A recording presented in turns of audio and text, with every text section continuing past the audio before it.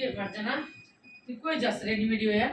ও তুমি আসছো, কেমন আছো বান্ধবী? আছি ভালোই। আমি কেমন আছি? আমি আমার হইলো একটা দাবি আছে। আমি ডক্টর ইউনূস স্যারের ওই যে যমুনাতে যামু, আর না হইলো আমি সচিবালয়ে যাবো। সচিবালয় উপদেষ্টা স্যারগুলো দেখা করতে যাবো, নাহলে ডক্টর ইউনূস স্যারগুলো দেখা করতে আমার একটা দাবি আছে। আমার এক দফা এক দাবি লয়ে আমি যাবো। তো তুমি যা আমারে কইলা না? তুমি কি যাইবা নাকি? হ্যাঁ আমি তো যাবো। তোমার কি কোন দাবি দেওয়া? আমার তো তেমন আমি মনে করতে পারতেছি না। আমি ওখানে যাই আর আগে ঘেরাও করবো জায়গাটা, ঘেরাও কইরা তারপর কোন দাবিটা আমি কইতে পারি ওই জায়গাটা আমি দাবিটা দাও। আমার মনে নাই, আমি রেডি আছি, চল আমার লিয়াতে যাবি। তুমি যাইবা আমার আমি যাবো। তুই যে আমারে কইলি না যাস তুই একা এক। আমরা তো তোমার আবার কি দাবি? আমার একটা দাবি আছে। আমারও তো কোনো দাবি থাকতো কিন্তু আমার মনে পড়তেছে না। উনি গিয়া ঘেরাও করবো আগে ইনুজ স্যারের, ডক্টর ইনুজ স্যারের ওই জায়গাটা আমি আগে ঘেরাও কইরা ওই জায়গায় যাইয়া তারপর মনে করুন মাথায় মনে করে ভাববা ও আমার জানি কি একটা দাবি আছে আমার মনে করতে পারছেন। চল তাহলে ওখানে যাই। তুমি আমার দাবিটা শুনবা না? তাই কও।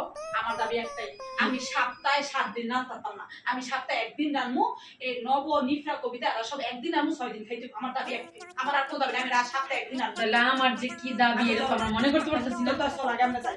আগে চল যাই উনি মনে করুন আগে আগে ঘেরাও করবো। শোনো, আমরা এই যে সচিবালয়ের সামনে আসছি, এখন সচিবালয় আগে উপদেষ্টা স্যারকে গেরা করব। এইটাই সচিবালয়? হ্যাঁ, এইটাই সচিবালয়। আগে তুই আমারে কইলি না, আমি তো আগেই তোর আরে এই যে বড় বিল্ডিং, এইটাই সচিবালয়। তুমি এটা চিন্তা শোনা। ও এইটাই। হ্যাঁ, এইটাই সচিবালয়। আচ্ছা। এর যদি হেরা উপদেষ্টা স্যাররা আমাকে মানে দাবি মানে, তাহলে তার কোনো সমস্যা নেই।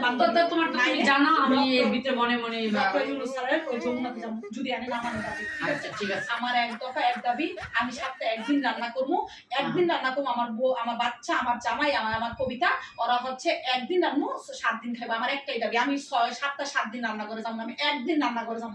আচ্ছা আমারও দাবি মনে পড়ছে এবার। তোমাদের মনে পড়েছে? হ্যাঁ কি দাবি বলো? আমার এবার কিন্তু আমারই কেউ ঘুমেতে উঠে যাবে।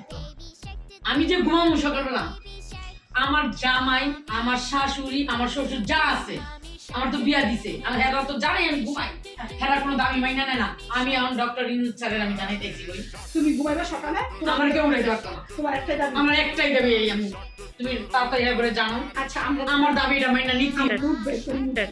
আমাকে দাবি মানতেই হইব।